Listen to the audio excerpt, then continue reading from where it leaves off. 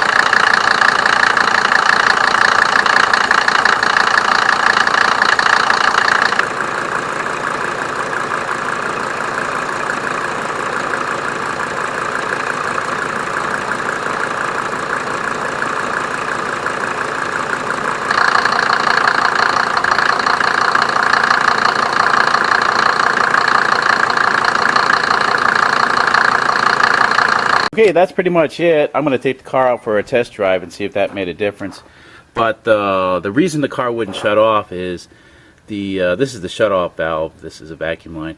Anyways, that pulled loose. That might have to be JB welded on there, but I'll deal with that later. But yeah, we'll take it out for a test ride and we'll see how it runs. So stand by.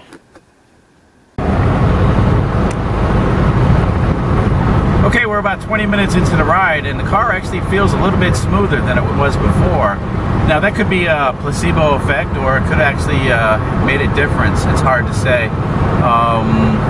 The fluid, or the diesel purge, as it recycled in that container, it did get a little bit darker, so it pulled a little bit of dirt out of the fuel injector pump, but not a lot. So I'm not really sure what it did, but for now I'm happy with it, and that's about it. So thanks for watching, and stay tuned.